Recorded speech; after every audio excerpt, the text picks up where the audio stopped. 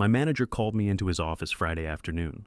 "Sorry, Jake, but the Henderson deal fell through," he said, pocketing what should have been my $12,000 commission. I smiled and said, "These things happen. Monday morning would be very interesting." My name is Jake Martinez, 29 years old, senior sales representative at Pinnacle Tech Solutions in Denver, Colorado. I'd been with the company for 4 years, working my way up from junior associate to one of their top performers. What my manager Derek Walsh didn't know was that I had something most salespeople don't: administrative access to the company's entire HR and financial database. It started innocently enough. 2 years ago, during a system upgrade, I'd helped IT migrate employee records. After the migration, nobody revoked my administrative credentials. I could access payroll, commission reports, and employee files for the entire company. I never abused this access until 3 months ago, when my commission checks started coming up short. The Henderson deal was worth $240,000. I'd spent 6 weeks nurturing the relationship, flying to Chicago twice. When they signed, I should have earned 5% commission, $12,000. It was going to cover my student loans and let me propose to Sarah. Instead, Derek called me into his office Friday at 4:30 p.m. "Jake, I've got some unfortunate news about the Henderson account," he began, not making eye contact. "Apparently, there were some last-minute complications. They're backing out of the deal." I felt my stomach drop. "What kind of complications?" "Budget constraints, internal politics, you know how it is. These enterprise clients change their minds constantly." He shrugged as if discussing the weather. "Don't worry, we'll find you something else next quarter." But something felt wrong. I'd spoken to Tom Henderson, their IT director, just yesterday. He'd been excited about implementation timelines and had even mentioned expanding the contract next year. This didn't make sense. "Did they give any specific reasons?" I asked carefully. Derek waved his hand dismissively. "Corporate bureaucracy. Look, Jake, I know this is disappointing, but that's the nature of sales. Some deals work out, others don't." As I walked back to my desk, I noticed Derek checking his phone and smiling. Through his glass office walls, I could see him making a call, gesturing animatedly as he spoke. For someone delivering bad news about a lost deal, he seemed remarkably cheerful. That weekend, I logged into the company system. The Henderson contract was still active, actually increased to $267,000. But in the payment allocation, my name was removed and replaced with Derek's. He hadn't just lied about the deal falling through, he'd stolen my commission. I spent the next 3 hours digging through records. Derek had been reassigning successful deals from junior salespeople to himself, creating false narratives about commission reductions. The Martinez account, the Williams deal, the Peterson contract, all stolen. In total, Derek had diverted over $89,000 in commissions, including $34,000 that should have been mine. Derek's employment file showed declining sales for 2 years. He was on a performance improvement plan, warned his job was in jeopardy. The stolen commissions weren't just theft, they were keeping him employed. On Sunday evening, I called Tom Henderson directly. I explained that there had been some confusion about the contract status and wanted to confirm the implementation timeline. "Confusion?" Tom laughed. "Jake, we're thrilled with this deal. In fact, I just spoke to your manager Derek this morning. He's coming out Tuesday to finalize the additional modules we discussed. This is exactly the kind of partnership we were hoping for." I thanked Tom and hung up, feeling a familiar coldness settle in my chest. Derek wasn't just stealing my commission, he was actively working the account under his own name, probably planning to claim credit for the entire relationship. That night, I made a decision that would change everything. I wasn't going to confront Derek directly. I wasn't going to demand my money back or threaten to report him.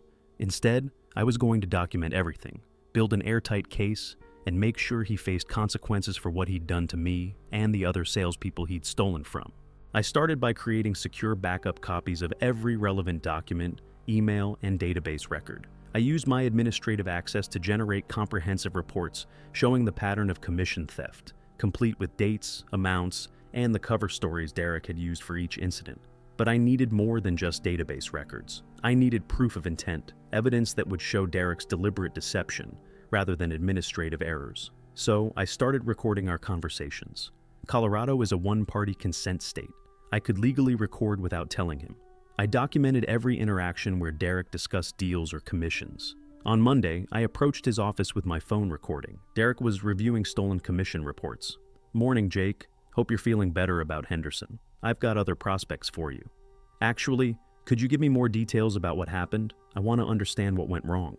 Derek's expression flickered. Corporate politics. These big companies change their minds. Nothing you could have done. I captured every word of his elaborate lie. Over the next 2 weeks, I continued building my case. I recorded Derek explaining why various deals had fallen through, while simultaneously accessing the database records that showed these same deals were actually successful and generating commissions for him. I also reached out to other affected salespeople. Jennifer Walsh had been told 3 deals were restructured, costing her $8,000. Mike Chen lost commissions due to fake pricing concessions. Amanda Rodriguez was denied her bonus for quality metrics that didn't exist. Derek had been systematically stealing from the entire sales team, but I had seen it, I had documented it, and I was about to make sure everyone else saw it too. Using my administrative access, I found Derek's emails with Henderson. He'd positioned himself as primary account manager, undermining my role. He told Henderson I was being reassigned while maintaining the illusion to me that the deal had fallen through. I printed every email and database record showing Derek's pattern. 23 incidents totaling $127,000 stolen over 14 months. But I still wasn't ready to act. I wanted to catch Derek in the act one more time, with undeniable proof that would make it impossible for him to claim ignorance or blame the incidents on administrative errors. My opportunity came sooner than expected. On Thursday afternoon, Derek called me into his office again. He was holding a printed contract and wearing the same false expression of concern he'd used with the Henderson deal. "Jake, I've got some disappointing news about the Morrison account. Morrison Industries was a $180,000 deal I'd been working on for 2 months. Like Henderson, they were ready to sign and had expressed enthusiasm about moving forward quickly." "What's the situation?" I asked, already knowing what was coming. "They've decided to go with a competitor. Price point was just too high for their budget constraints." Derek shook his head sadly. "I know you put a lot of work into this one." I nodded slowly, feeling that familiar cold determination settling in. "That's really disappointing. Did they say which competitor they chose?" "Some smaller firm, I think. You know how it is. Sometimes clients prioritize cost over quality." "Of course," I said calmly. "These things happen." But as I walked back to my desk, I was already planning my next move, because I knew something Derek didn't know. I'd spoken to Janet Morrison that very morning, and she'd confirmed they were ready to move forward with our proposal. The contract was scheduled to be signed tomorrow. Derek wasn't just stealing my commissions anymore. He was getting sloppy, making mistakes, leaving evidence that would be impossible to ignore. I spent that evening preparing for what I knew would be the final phase of my plan. I had enough evidence to destroy Derek's career and recover the stolen money, but I wanted to do more than just get him fired. I wanted to make sure he faced real consequences for what he'd done to me and my colleagues, and I wanted to ensure that no other salesperson would ever have to go through what we'd experienced. Friday morning arrived with unusual clarity. As I drove to the office, I thought about all the late nights I'd spent building cases that Derek had stolen, all the stress I'd caused Sarah by worrying about money, all the dreams I'd had to postpone because my commissions kept disappearing. Derek thought he was dealing with a naive junior salesperson who would accept whatever story he invented. What he didn't understand was that he'd been stealing from someone who had access to every secret the company kept, the technical skills to document everything, and the patience to build an airtight case. Monday morning was indeed going to be very interesting. Monday morning arrived with perfect clarity. I sat in my car watching Derek pull up in his BMW, paid for with stolen commissions. In my briefcase was 127 pages of evidence that would end his career. But I wanted to catch him in one final lie, on record with witnesses. At 8:30 a.m., I walked into the office and headed straight to Derek's office. He was on the phone, probably with another client he was planning to steal from one of his subordinates. "Derek, when you have a minute, I'd like to discuss the Morrison Industries deal. I have some concerns about how it was handled." He looked up, slightly annoyed. "Jake, we already talked about this. They went with a competitor. Nothing more to discuss." "Actually, there is. I spoke with Janet Morrison on Friday afternoon. She confirmed they're moving forward with our proposal and signing today." Derek's face went pale. For a moment, he seemed to forget how to speak. That's impossible. I have confirmation they canceled." "From whom?" I asked, pulling out my phone and starting the recording app. "Because Janet Morrison told me personally that you called her Friday morning to discuss implementation timelines." Derek stood up quickly, closing his office door. "Jake, I think there's been some confusion. Let me make some calls and get this straightened out." "No confusion on my end," I said calmly. Morrison Industries is signing a $180,000 contract today. The commission should be $9,000. Are you planning to tell me this deal fell through too? Derek's composure was cracking. Look, sometimes these enterprise deals get complicated. There are factors you don't understand about account management and client relationships. Like how you told Tom Henderson that I was being reassigned from his account while simultaneously telling me the deal had fallen through. Derek froze. How do you know about Henderson? I smiled slightly. Derek, I know about everything. Henderson, Morrison, the Peterson account, the Williams deal, all of it. I don't know what you think you know, but I know you've stolen $127,000 in commissions over the past 14 months. I know you're on a performance improvement plan and using stolen money to keep your job. I know you had Maria Santos fired when she discovered your scheme, and I know that, as of this morning, you've committed 24 separate acts of fraud against this company and its employees. Derek sat down heavily, his face gray. Jake, if this is about money, we can work something out. I can make sure you get bonuses, better territories. This isn't about money, Derek. This is about consequences. I opened my briefcase and placed the manila folder on his desk. Inside are copies of every email you've sent, undermining my client relationships, every database entry you've altered to steal commissions, and transcripts of every conversation where you've lied about deal outcomes. It's all documented, all verified, and all admissible as evidence. Derek opened the folder with trembling hands. As he flipped through pages of evidence, I could see the moment he realized the scope of what I'd uncovered. How did you get access to all this? I've had administrative access for 2 years. IT forgot to revoke my credentials. I've been watching you steal while convincing your team they were failures. Derek looked up at me with something between fear and hatred. You can't prove intent. This could all be administrative errors, system glitches. I pulled out my phone and played back his recorded voice from our conversation 2 weeks earlier. Like I said, corporate politics. These big companies, they change their minds at the last minute.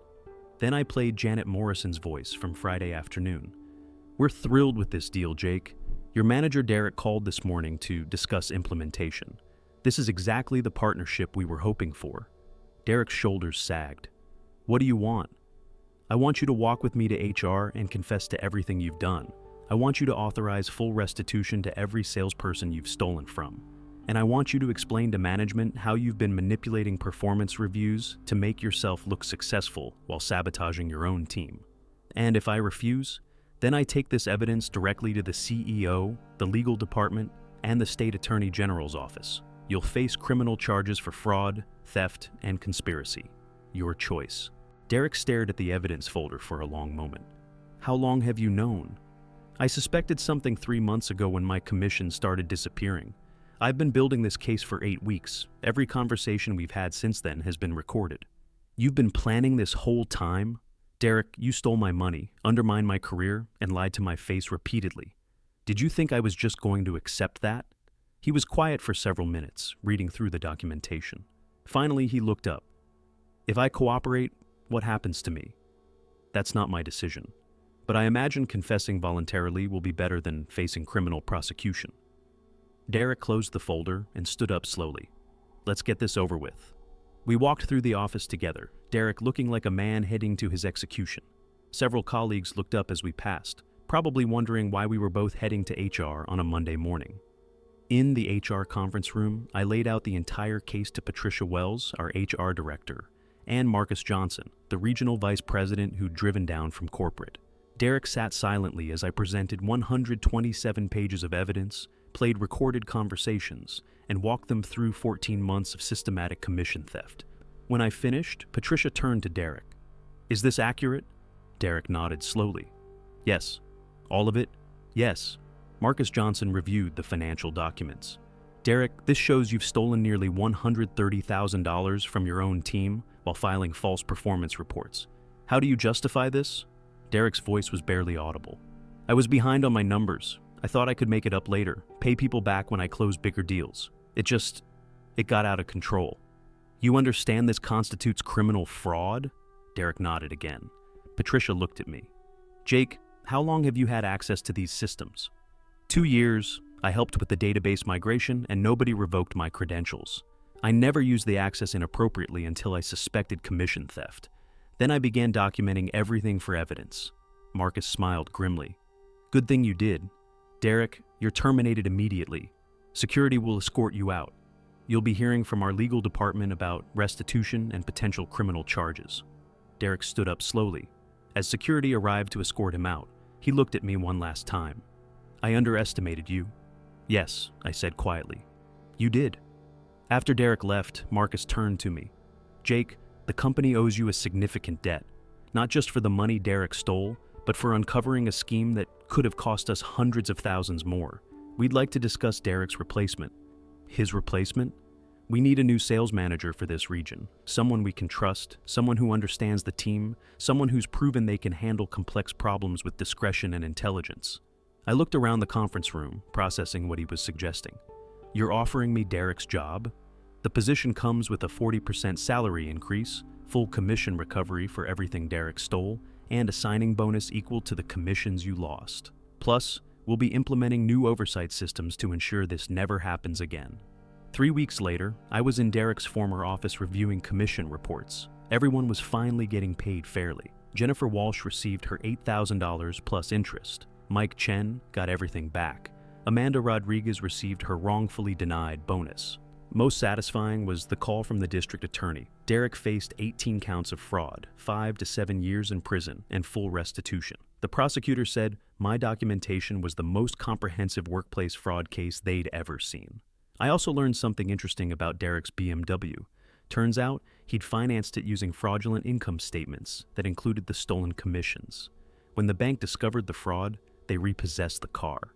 Derek went from driving a luxury vehicle paid for with stolen money to taking public transportation to his criminal court hearings. The company implemented new security protocols based on my recommendations. All commission allocations now require 2-signature approval. Database access is reviewed quarterly. And there's a confidential reporting system for employees who suspect financial irregularities. 6 months later, Sarah and I got engaged. The ring was paid for with recovered commissions plus my promotion bonus. When she asked how I'd suddenly gotten the money, I told her everything. "You planned all of this?" I documented it. Derek planned his own downfall when he decided to steal from people who trusted him. A year later, our sales region was the top performer in the company. Turns out, when people get paid fairly for their work, they tend to be more motivated. Who would have thought? I still have Derek's termination letter framed in my office, right next to my promotion announcement. Not because I want to gloat, but because I want to remember something important. The best revenge isn't getting even with someone who wronged you. Sometimes the best revenge is simply making sure they face the natural consequences of their own actions. Derek chose to steal, lie, and manipulate. I chose to document, investigate, and seek justice through proper channels. His choices led to criminal charges and prison time. Mine led to a promotion and the respect of my colleagues. In the end, Derek destroyed himself. I just made sure everyone could see it clearly, and sometimes that's exactly enough.